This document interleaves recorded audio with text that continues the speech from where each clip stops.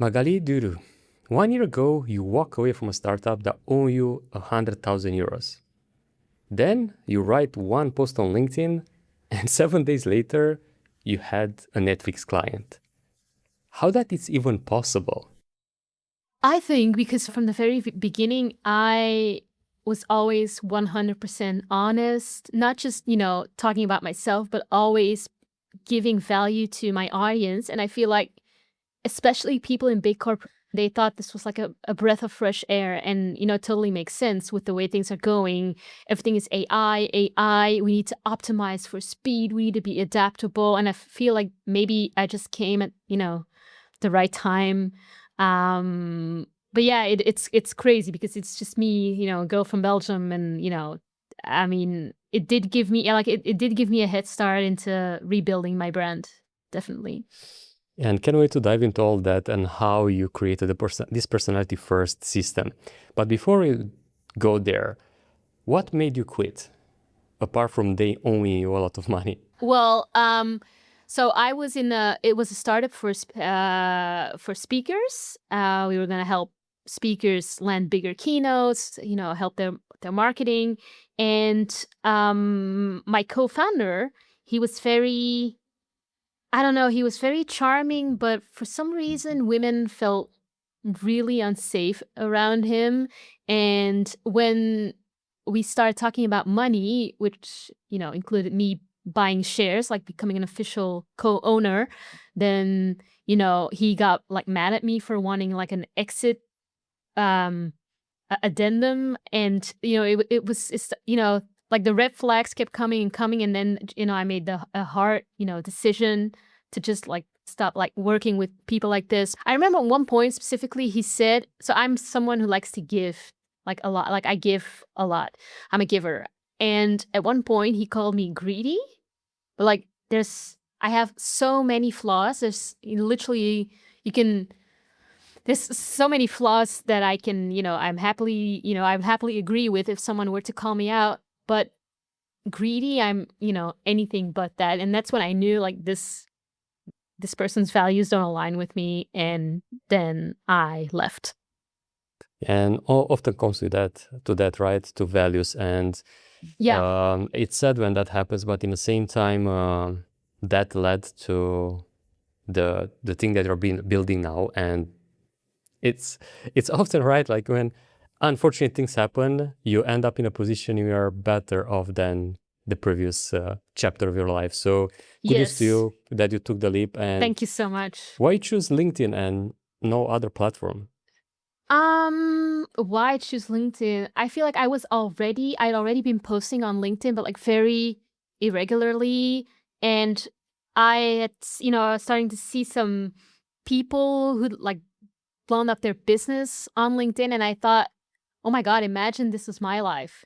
And then I decided, fuck, this is gonna be my life. I'm just gonna, create it, because these things, nobody hands them to you for free. I believe there's always a certain amount of luck included when it comes to success, but I feel like for some reason people always tend to either blame or point to external factors when it comes to explaining their success or why something went wrong. For me, it was just like taking accountability, putting in the work.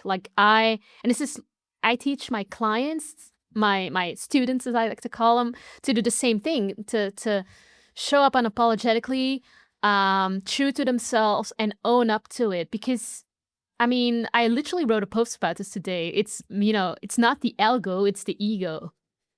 Yeah, that's so good. That's so good. And on that note, like, can you walk me through the process on how that works in practice? Like, how a personality first system looks like in real life? What are the pros and cons of showing up like that, if there are any cons from your perspective? So first of all, I want to say that personality first does not mean personality only, because there seem to be some misconceptions around that, but it is very much what you lead with. Because like for years, up until 2022, you could build a brand on saying, hey, this is what I do, this is my methodology, here's how it works, and this is getting these and these results. But today it doesn't work anymore. Expertise is table stakes. Like, people So true. assume, people don't even verify it. It's they're less likely to. So what people buy, they buy into who you are instead of what you do. So naturally it becomes mandatory, it becomes vital that you're known for something. So in my case, I would say that, so there's a typical positioning exercise, like who's your ICP, who's your ideal customer profile. You nail them, and then you start talking to them in and addressing their problems in your content, right? And that's the thing that's been commoditized. So I look at it differently from a positioning point of view. Do not only look at who do you help, but also why you and why now. These two elements are so important, because why you means that you are the go-to person to deliver that service, or the only person who could have created this product.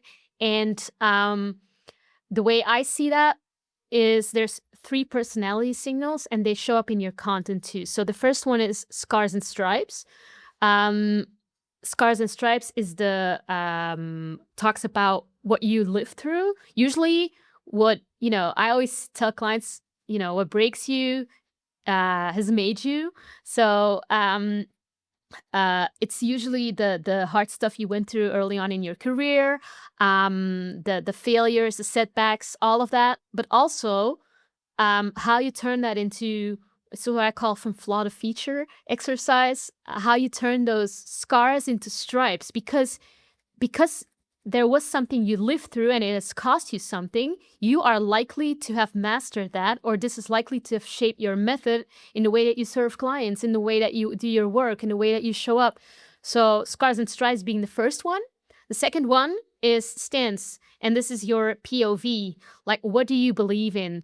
For me, it's personal branding should be personality first, not expertise first.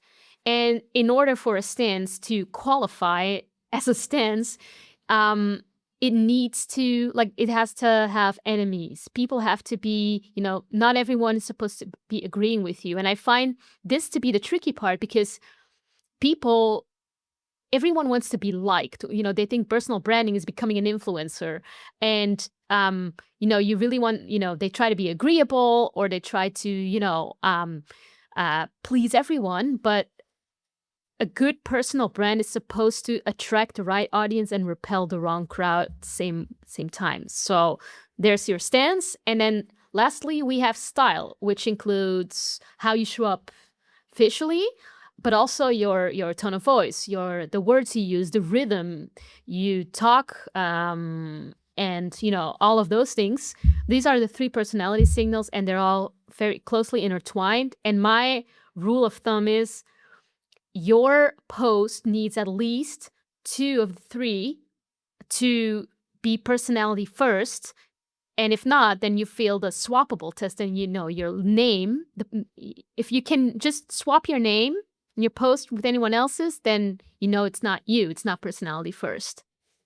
That's such an interesting way of looking at it, because indeed, like when you think about it, if you just sound like everyone else and you don't have that contrarian take, if you want, in which you stand up for something and against a common belief or against something that everyone is repeating, it's so freaking hard to stand out. It's so freaking hard to, I love the name, like swappable, because indeed, if I just put another name to your post and no one knows that, oh, that's actually you fail. Yeah. You cannot tell, like, if it's not just someone else written that. And I think out there are so many people that you can identify them by the way they write, by the way they speak, by the way they create content, that they kind of go around idea, like the classic Simon Sinek with start with why, or Circle of why, yeah.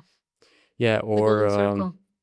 the other one, like James Clear with Atomic Habits. They been known for that, because they kind of narrow down so much and repel everything else that was their positioning.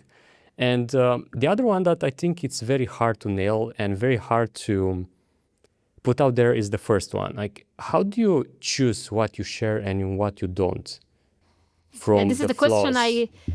this is the question I hear, I get a lot actually. So I like to give an example. Like one of my posts is a great example of that. So in one of my posts, I talk about how much money I've made in a short amount of time. And at the same time, my dad turned 70 and all I can think about is how much I'm about to lose. And then I talk about, the post is about self-sabotage. The post is not about me being, rich or making money or whatever. Indirectly though, so I say something like, I hate how my brain works. I hit #1 on Favicon and immediately start to brace for it to disappear. I land a Fortune 500 client thinking they will quit on me. So this is me indirectly saying, hey, I'm an authority because I'm #1 Favicon. I land a Fortune 500 client, but that's not what the post is about. The post is about my self-sabotage. So I'm not saying personality first is trauma dumping and just, for the sake of sharing vulnerable stories. I'm saying it shows, it tells a lot about you if you have the guts to show up in a way that, you share something about yourself that is not post victory, but still very much still mid mess. Like, hey, I'm a creator, I'm a personal brand, I'm a solopreneur, but I'm still figuring this out, the self-sabotage.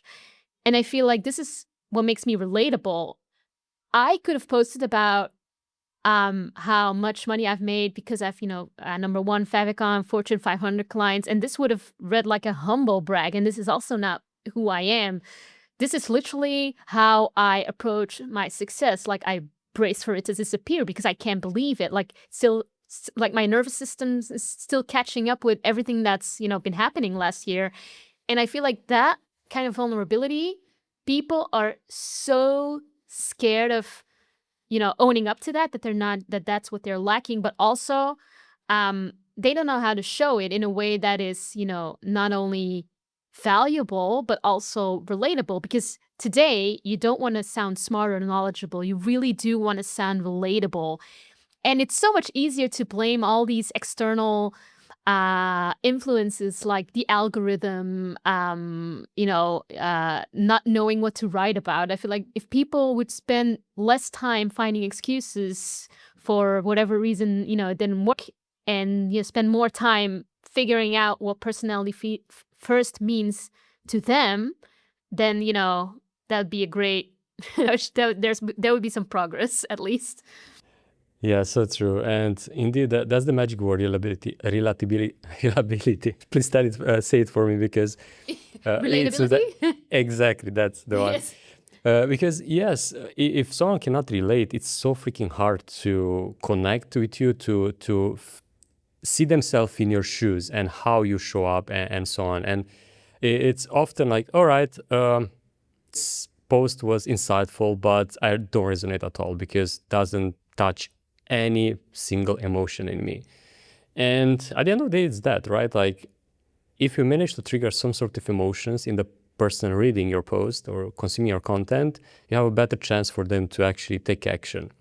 And speaking of that, like, how do you go from creating this type of content and someone reaching out to you and buying from you?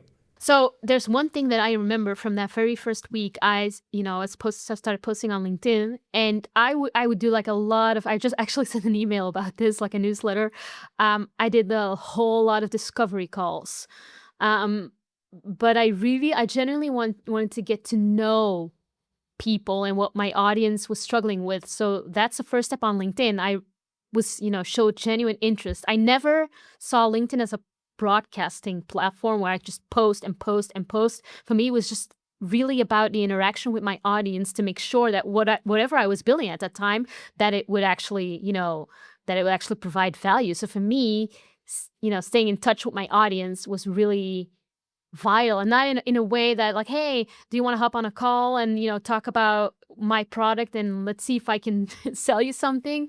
No, I would generally start talking about something random. And at some point it did or it did not turn into a more, hey, how about we talk about, discuss this on a discovery call.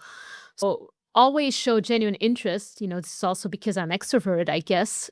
And I have, I'm always myself wherever I go. But then on the call, people, and this is really interesting, people would always point out and say, hey, you're exactly the same person as you are online. And for me, I was like, yeah, that goes without saying. And I thought this was just, normal, and how everyone, how for me, I never really thought about it that there's people who put on a mask, which is stupid because I used to be one of them. But um I feel like that made the difference because people could tell that I was just like a genuine person, and everyone's dying for some, and I hate the word authenticity because it's been abused and abused, but everyone's dying for some authenticity and realness in the way you show up, not only tell, but also show, don't tell, right? Like not only talk about it, but really, show it and demonstrate it in the way you show up. Yeah, and it will be such a challenging thing to be someone else online, someone else in real life, and someone else, I don't know, like why do that, right? Because in that sense, you'll be just tired of like pretending all the time rather than just being yourself and show that in your content, show that how you show up in discovery calls, in calls, and so on. So yeah, I love that example. And speaking of example, can you give me a situation in which a client came to you or a student and they had all these objections like, all right, I cannot do that. Like I cannot showcase my flaws in or scars in my content. I cannot do, I don't know, the other part that you mentioned regarding Style. the style. Yeah, Yeah. like how you approach them in that situation. So with my clients, is that what you're asking? Yes, yeah.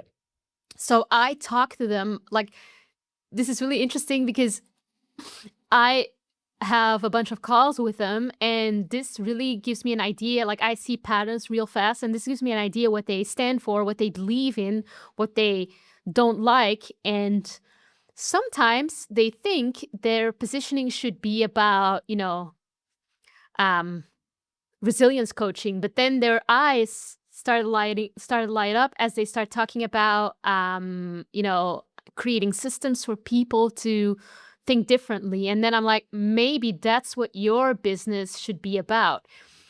So that's more positioning, I guess. But when it comes to stance, I think because I have a way of showing up very, I'm 100% transparent, put myself out there, and I feel like this kind of enables them to do the same. So with me, they will share things they've never even thought of before. And, hey, this is actually, how I see things. Like for example, there's this guy I'm working with, and um, his company had a bad quarter. And the first thing he thought of was his team, because his team, these people, they have mouths to feed, they have like, a family and all of that. And he was like, I asked, why is this the first thing that comes to mind, like your team, and the fact that they have families. And it's like, yeah, I mean, this is just how I think.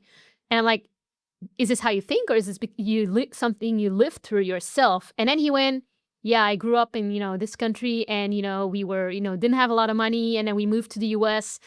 And like, this is how I bridge scars to strive. Like the scar being the, growing up in bad circumstances, and then the strive being taking care of your team. Now, if he were to post about, I value my team and I think it's important that at the end of the day they get to take care of their families and stuff, it wouldn't resonate as much as, hey, I grew up, fighting for food. Like I had to fight to have dinner, and now I just want to make sure that my people who work in my company, that they can always make sure that there's dinner on the table. So this is if you let me ask you, how does that feel, like the contrast, the difference between those two? If I were to tell you, if I were to convince you to come work for me, and if I said like, yeah, team spirit's really valuable to me, or hey, I went through this shit and now I want to make sure that each member gets taken care of. What does that mean? Obviously the second will resonate, and not just because as well in my situation I grew up in a country where we didn't have everything, or we weren't that lucky, let's say. But indeed, like when someone showcase real examples or real stories from their own life in which they can relate to the person that it's in this case about to hire, obviously it will be the obvious choice rather than you need to be part of this startup because you're going to like grow to the moon and we'll do that and that. Yeah, some maybe, I don't know, teenagers will be very enthusiastic because they're part of something new or learning experience and so on. But I don't think a serious person that wants to build a career will resonate with that, but rather those that are in that situation in which they are like, yes, this is the thing that I want to be part of. And I want to ask you, like, there are specific questions you ask them in order to unravel these insights? Because I found that obviously there is that thing that you mentioned, that through your content, you build that trust and you build that credibility, then showcasing as you are and all that, and people open up. But how you guide the conversation, if you ask, I don't know, specific questions, or in order for them to actually being able to share those insights? I make them feel safe. I say, like, this is a safe space. Mm-hmm. I will also specifically ask, like, I will ask, I won't ask any like yes or no questions, like no binaries. They really have to like, start talking. Yeah. And I will ask like, tell me about this moment, and then they start describing something, and like, yes, but how did this how it make you feel? And then they go, I don't know, I guess it made me feel, and then, I talk about it really, and, is this a feeling that comes up at work too? Or is this just like a private thing? And like, yeah, maybe at work too. Yeah, maybe it's because, and this is how we start kind of connecting the dots. And this is really, I love this exercise because I feel like people are, and this is what I tell my clients too in my community as well, is that people often think personal branding is just, profile positioning, cracking out content. But it's identity work, 100%. It's, the more you write about it, the more you start to become it. And I think that's beautiful. Yeah, and this led me to something to think about my own past experience with creating content. When I started writing online, I was a full-time nomad. I was moving each 3 months between countries, and I lay on that, but also from the perspective that to not portray it as this amazing experience and so on, but also showing the flaws behind it. Like, what are the downsides of living this lifestyle? And apart from that, yes, sharing the challenges of running a business like in that situation and so on. So was that enough, in your opinion, to connect with someone, or should I dive even deeper into the way I approach things? I mean, yes. It's very hard to judge this from, from where I'm sitting right now, but I feel like there's got to be something in it for the reader as well. So my story, I flip it to the reader. So if you're in this situation, it gets better because you don't have to do so and so and so, but I just did this and that. So I'm guessing that's a good start, but you always have to kind of connect it to your positioning. It can't just be like a random story about God knows what, because otherwise, or you're an influencer. You don't want to be an influencer either, right? You want to get paid to do what you do. Then you have to find a way to connect all the personal bits, all the life milestones and events to your positioning. This is why I also advise people to lead with moments, like to write about moments, not topics. Then it becomes so much easier to write because I could take any moment, like the most mundane stuff you can think of, and turn that into content. For instance, this guy tried to steal my car.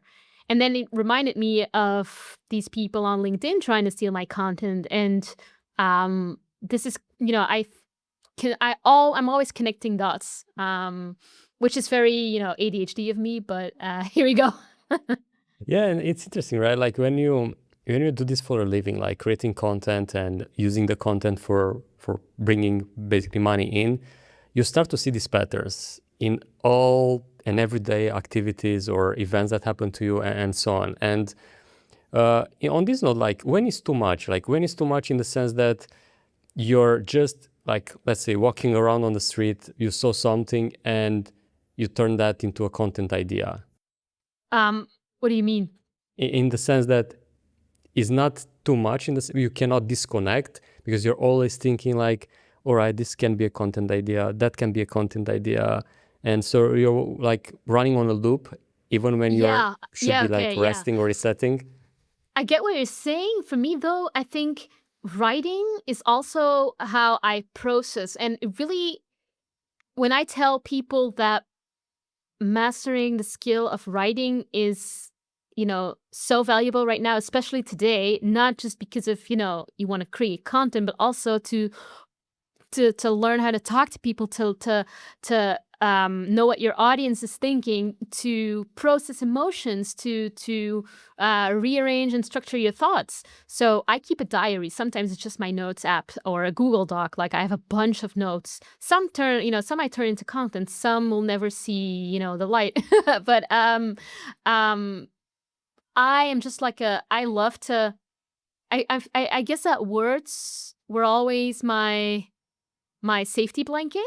Does that make sense? Like I grew up, no, I didn't have the easiest childhood, but I grew up with one thing that I knew would always be there, is with my ability the ability to verbalize my emotions, to express myself, to show up, and I just found a way to market that.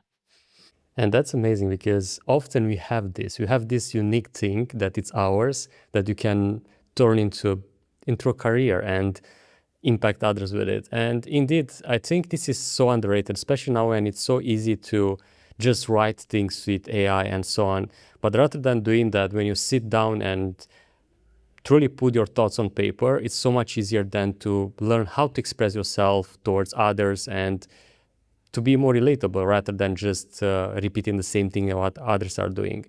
And on that note, like someone might argue that, all right, everyone had maybe, let's say, A bad childhood. bad childhood, or I don't know, a lot of unfortunate events in their life and so on.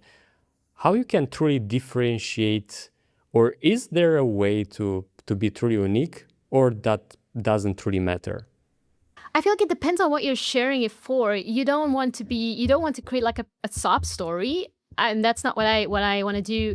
It always has to fit into the narrative. So if I say that I don't take this life for granted, then I feel like I need to explain that growing up, it wasn't always easy for me. Mm-hmm. It really depends on how you weave it into a story, I guess, and how where you're taking it. Because, and it's not about making me, I don't believe, like, I'm not special. I'm not any more special than you are.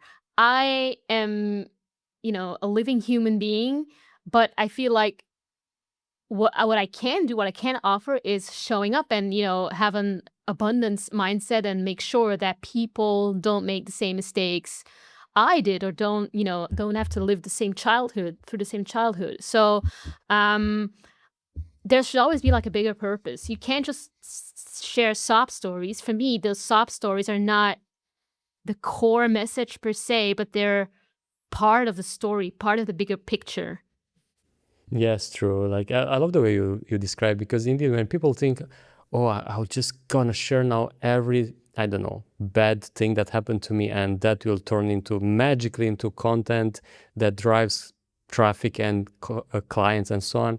No, it doesn't work that way. And speaking of that, like when when you have all three pillars, like how you transform those into an actual piece of content? So it's not like I start with those pillars. I use them as a checklist. So the way I see it, I actually have a Claude skill for this, to kind of mine your week for moments. So one of my posts it's a funny example. I talk about this a lot in my community. I saw a pigeon devour a cigarette butt one point. Like it was literally like nibbling on a cigarette on the street. I was like, wow, the bird is, the confidence of that bird, like the audacity. I was like, if only some of my clients would show up like that, like unapologetically themselves. And then I wrote a post about the pigeon, like I saw this pigeon eat a cigarette butt this morning.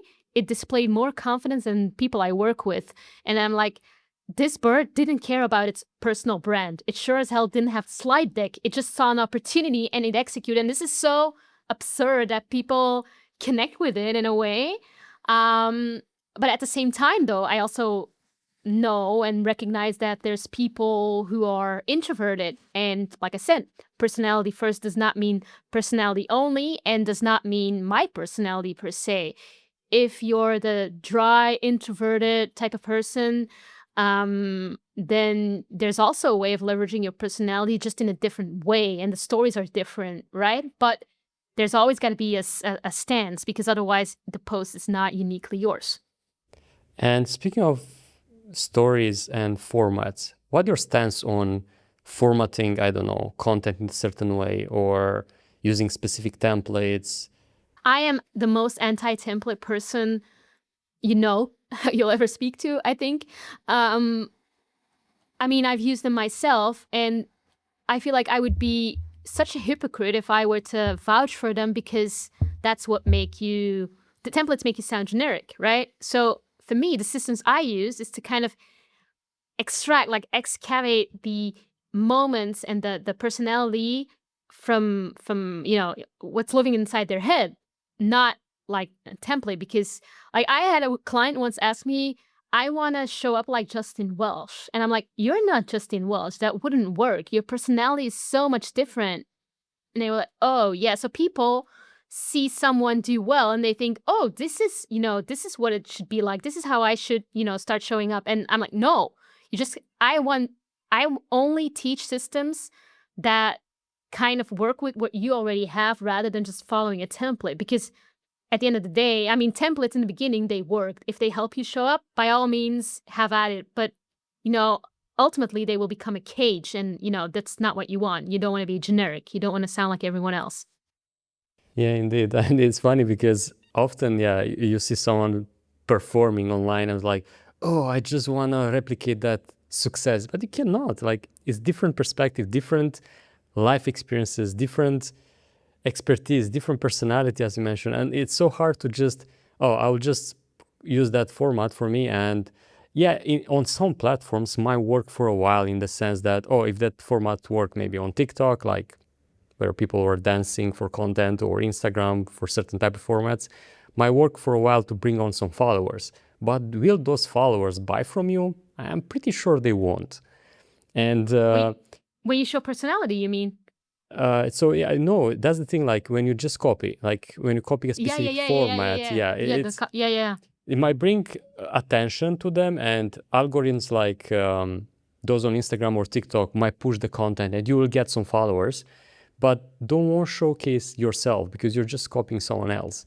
And I think that's where LinkedIn stand out, because a lot of people are, of course, there are vast majority that are using templates and frameworks and so on.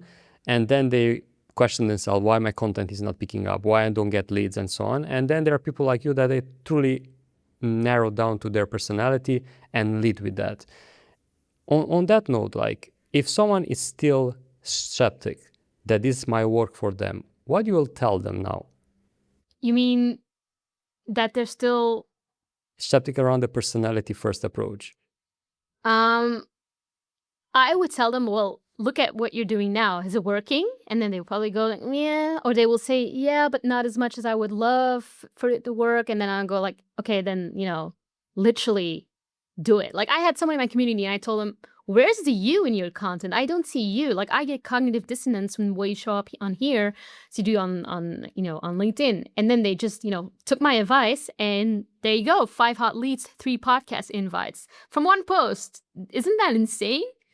Yeah, that's the thing, right? And hopefully those listening and tuning and staying until this point realize, like, you have the ability to be unique. You're a unique human being. You don't have to become someone else, right? Like just be yourself, bring on your stories and so on. And I love the example that you gave, like with the notepad, where you have those notes. And I think it's such a good practice to start capturing those stories or ideas or events that happen, because you never know, like the pigeon, when that can lead to a piece of content that will resonate with others. And on that note, like when someone resonates with this approach and with what you're sharing, where they can reach out to you in order to work with you?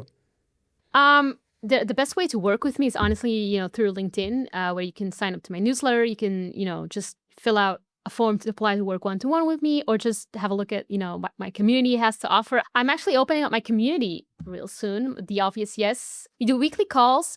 Clients get access to all my resources I use for one-to-one clients, and I will be inviting Laura Costa, Jasmine Ellich as guest creators. We do like monthly sessions with guest creators. So I'm really excited about that. It's definitely worth it. So you heard, guys, the links will be down below to join. And now, last thing. If someone wants to start tonight, what should they do? What pillar they should start digging into? They should really think about a moment first, what happened. So it could be I went to the supermarket and they were out of bananas. It could be I almost got hit by a car. I lost my phone for hours, only to realize it was within sight all along. And then just write about it, and then try and think of, okay, how can I connect this to what I do for a living, and start to write about it. And writing is also a lot of editing, so don't just take your draft and put it out there. Write and rewrite. One point you gotta start putting it out there, but it usually, like, if I look at my post from a year ago, I cringe, and I mean, I'm supposed to, because that's how I know that I've grown. So start there with real life moments. I'll take your examples and I'll try to dig out and see what it comes from. I can't wait to see it. Please roast it. Who knows? I will. Awesome. Thank you so much for joining me today. Thank you so much for everyone staying until the end. Thank you for having me. It was my pleasure. This was Magali De Reu. And if this conversation made you think differently about positioning your brand out there, share it with someone who needs to hear it. And if these are your kind of conversation, you know what to do. Subscribe to not miss the next one. Until next week, pura vida.